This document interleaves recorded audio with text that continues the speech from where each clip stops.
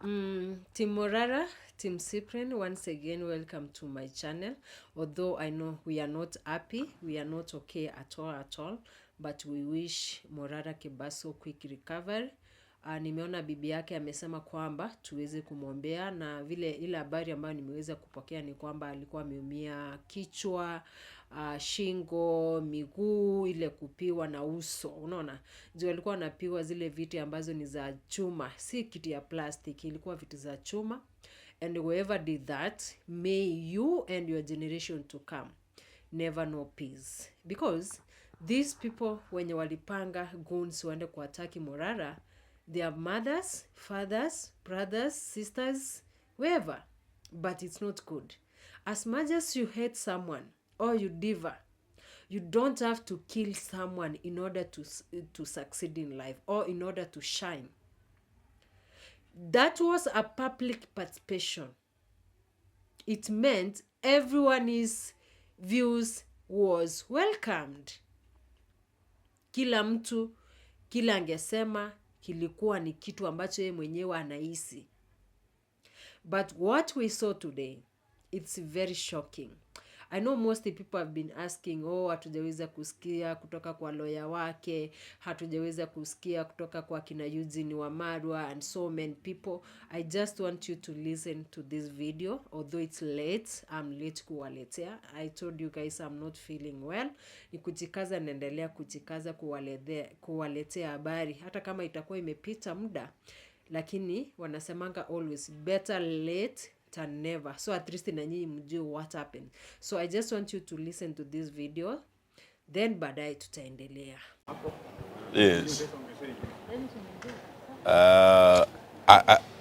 Thank you, ladies and gentlemen. As you know, today was a day set aside for public participation on the impeachment of the deputy president. I think a lot of time and money has been spent on what we think was totally unnecessary. When you look at what this country is going through, parents are unable to take their children to college, families are unable to put food on the table.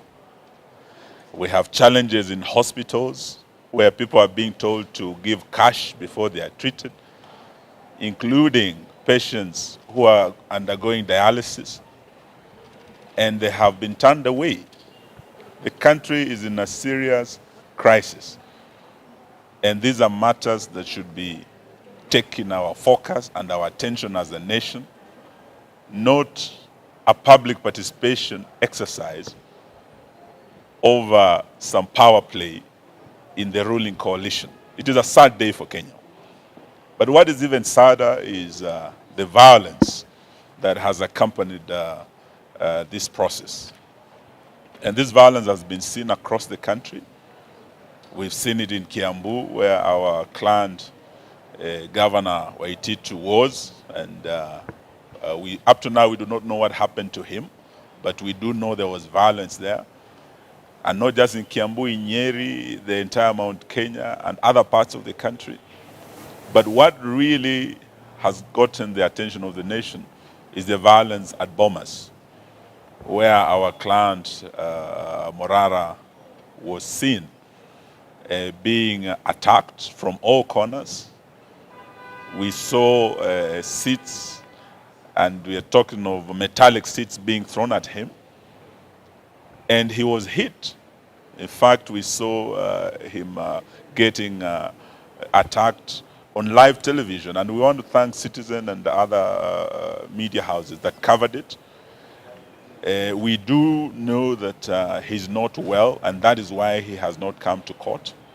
We want to thank the court for the indulgence they have extended to us as his legal team, to note that indeed, because of the violence, our client has been injured and is undergoing treatment at the Nairobi hospital as we speak. We must condemn this ugly head of violence that is being reared in our country. And we have seen this in post-election violence, in terms of pre-election violence, and we blame this totally on the president and his ruling coalition that has subjected the country to an unnecessary process that was not really a priority. There are many priorities that many Kenyans are looking at. Removing Rigathi Gachagua is not a priority for ordinary Kenyans who are suffering. And we should not have subjected the country to this wastage of time, wastage of resources. When we have no money to give to our counties, 5 months, counties have not been paid. We have no money to pay our teachers. We have no money to pay our interns. And here we are splashing and wasting money on an unnecessary process of public participation that will not help the country. It is a sad day for this country. Thank you. William Ruto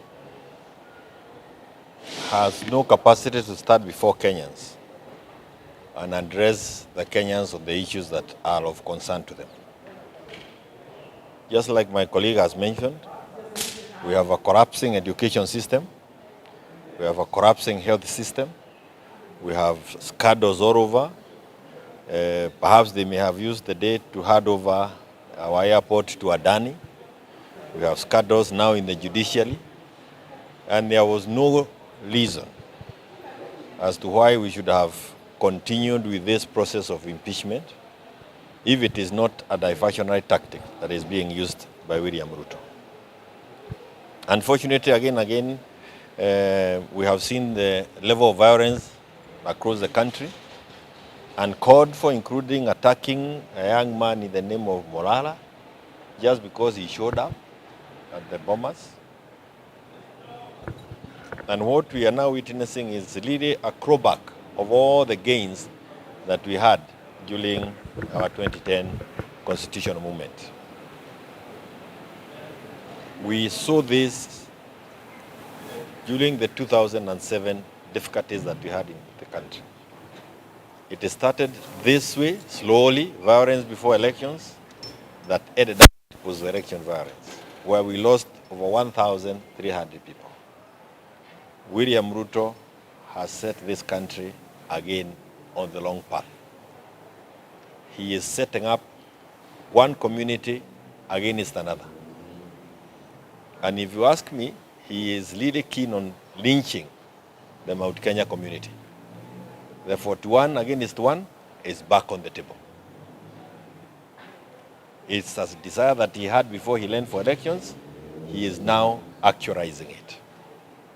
And for the avoidance of doubt, in the event that that seat becomes vacant, I hold the view that we don't need it in Mount Kenya.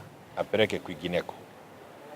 He should not use it to cause that animosity between communities. Let him take it elsewhere. And finally, for individuals like Kidiki, they must also see the whole plan. Once they are done with Rigi, it will be him.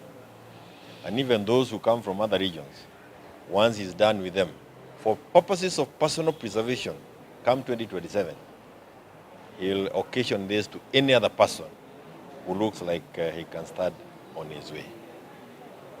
It's unfortunate that we have lost Parliament, and we have no other institution that we can learn to when these matters are before us.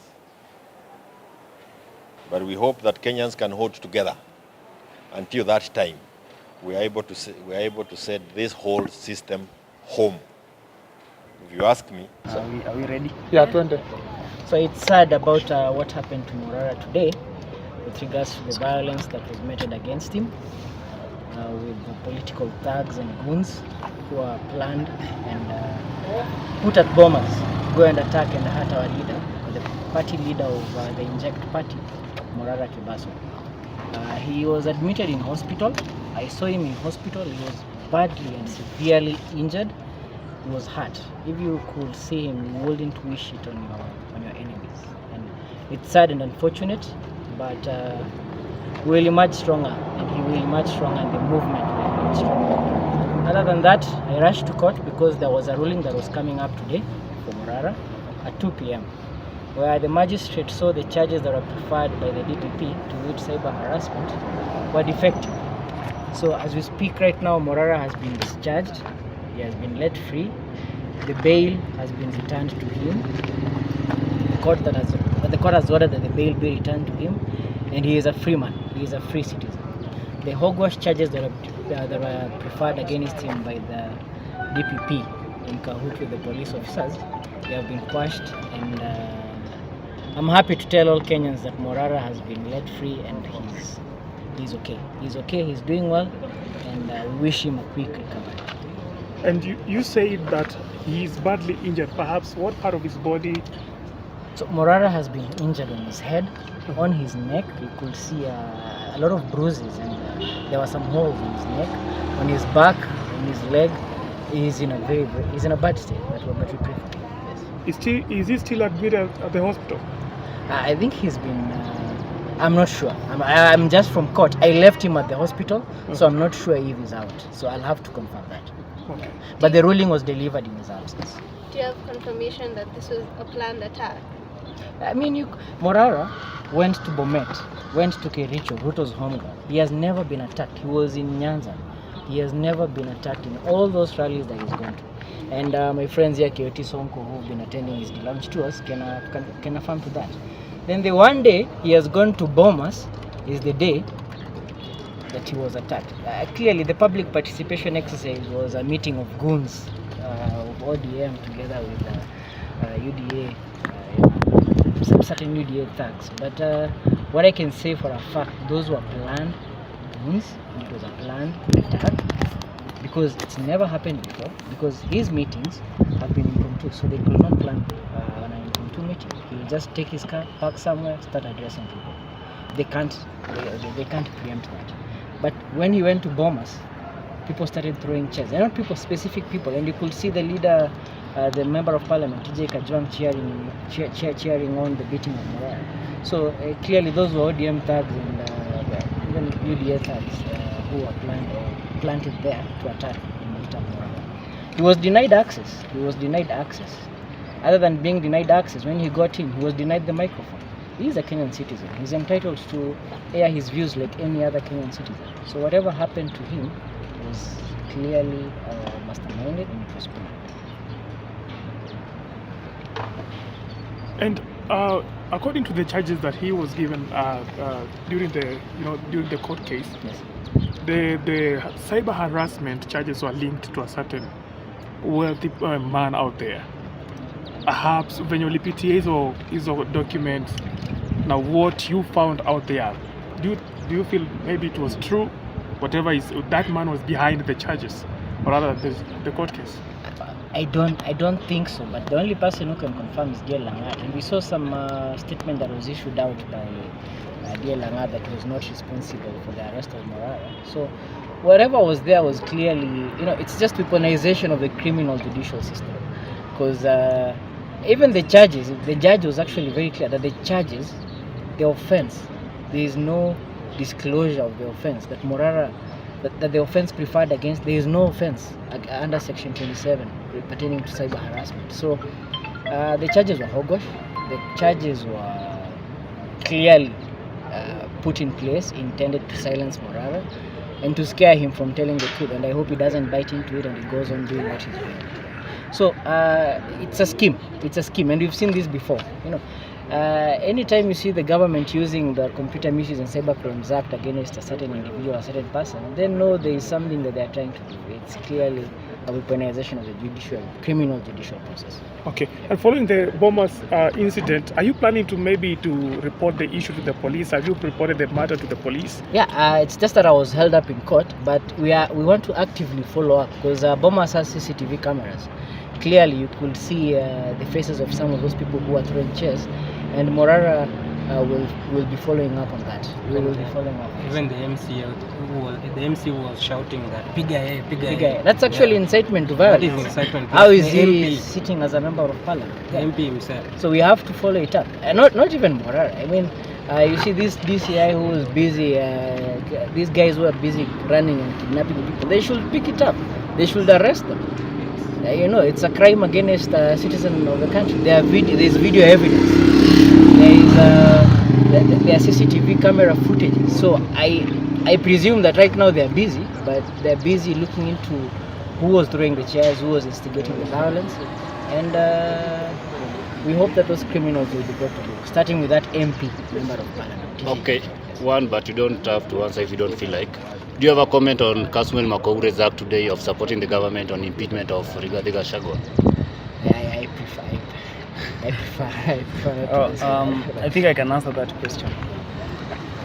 You know, at the beginning, before we came for the exercise, the public participation, we were saying that we want both Ruto and Gachagua because they were a single ticket in 2022 election, and so they were all to go home.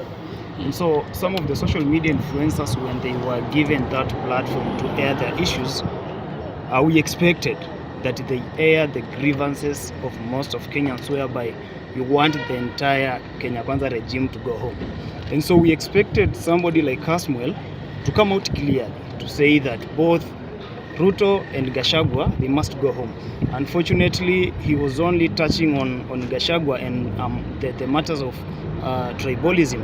But it's better for a person to speak about tribalism than to engage in tribalism matters in exercise. When you see we have a lot of offices, yeah, if you can see those offices, people who are occupying those offices, you will clearly notice that they are coming from probably a single community. And so it's better a person who says that it's better a person who says tribalism than a person who exercises it. And so we wish that Kasmuel and any other social media influencer who could get that chance to say that both Ruto and Gachagua must go. And right now, if you head over to Twitter, there is an eruption in regards to what Kasmuel did. Many people are calling him a sellout, a government sellout. Do you feel so? Is it true? You know, at times you look at someone's ways, the way he's moving, where he's coming from, and where he's heading to. You know, when we were going to the streets, we had these members of parliament, the likes of Osoro. Osoro was one of the members of parliament who were against this movement, yeah? Yes. And so at some point, personally, I saw my good friend Kasmuel, because he's a very good friend. He was having a chit chat with Osoro, and so we had so many issues over that, because how can you go laugh, speak to a person who is your inferior, and then you expect to probably to condemn him? And so when we saw such issues where Kasmuel was probably on the side of the members of parliament, we felt like whatever we were thinking in the past is exactly what we know. And so we really condemn that, and we wish that there is no any single person, any young person who was on the street that faced the tear gas to align with the members of parliament who are there to ensure that we are still suffering. Thank you. Okay. And to add on that issue of Kasmuel is a sellout. Today in the morning, in his X account, he posted that we are going to propose the impeachment of both the president and the deputy president.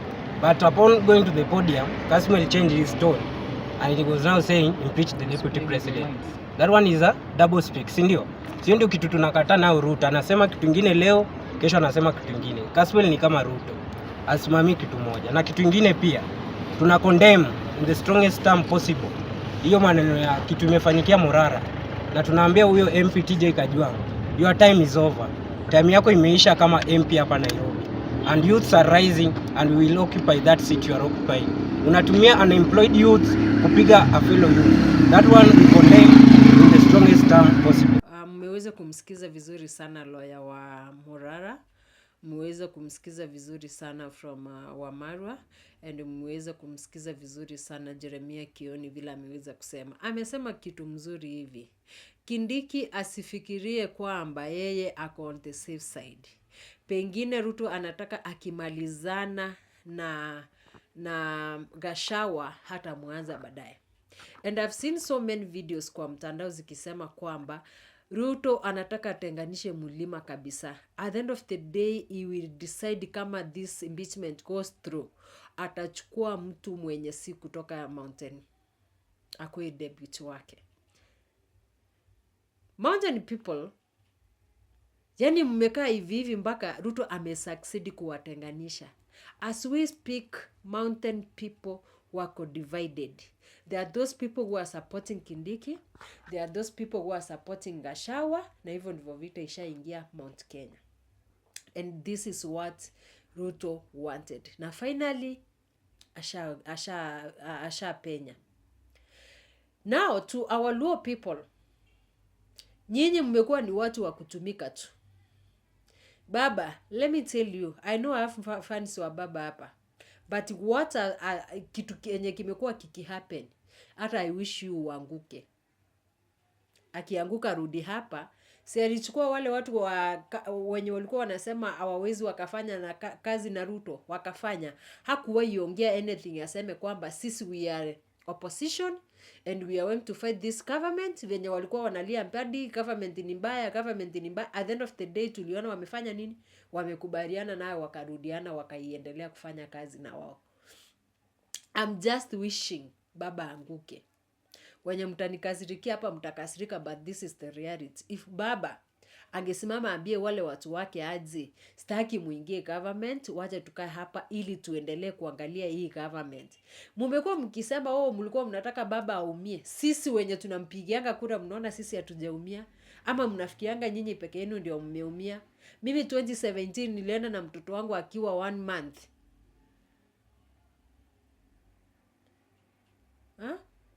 Nilijibeba nikasema lazima nienda kupiga kura. Alafu sasa wengine mnatuona hapa kwamba sisi hatuofai kuongea, nini. Baba yeye amenyamaza kwa hapo tu, tunamuona matrip. Sasa hiyo story imeisha hivyo. And then you just want us to take lightly like that. It won't happen. It won't happen, guys. Anyway, I don't know what you think about this video. I don't know what you think about whatever happened to Morara. All I will request you guys, just pray for Morara. This journey is not easy. This journey is not easy. Hii journey atafika mahali ingine mpaka hata apoteze hope kabisa. Aone like hakuna mahali anaenda. Atafika mahali aone like amechoka kabisa, alemewe, ashindwe ataanzia wapi aende wapi. Lakini through maombi yetu, and I'm happy the mother nimeona kwa post yenye amecomment amesema akukesha. Atakesha na ataombea mtoto wake. This is the family we want yenye naomba Mungu wa ukweli. Si wale ambao wanaomba Mungu lakini asubuhi wanatufanyia mambo ambayo hata hakuna mtu adui yako afai kufanyiwa hivyo. So guys, please let's pray for Morara. Wacha tuombee Morara, Mungu amuonekanie, mshindania, mpiganie mahali popote anatembea. Mungu amuonekanie. Na wale watu ambao anatembea na wao, kama kuna mtu mbaya kule, mtu ambaye anamuuza Morara, tumuombee Mungu amuonyeshane hadharani tu vile Kasmuel ameweza kuonyeshanwa hadharani. That's all I can ask you, Team Morara and Team Cyprian. But for now, guys, I'm gonna say thank you so much. May God bless you. Let's continue injecting. Kuna watu walikuwa wanauliza about the t-shirts. I will communicate very soon wakati tuko na t-shirt, and make sure you buy an original t-shirt ile ya inject. So guys, stay tuned. I'm gonna update you. Thank you so much. May God bless you. Much love. Tunajivunia kuwa Wakenya. Na Kenya ni nchi yetu. Kwa majina naitwa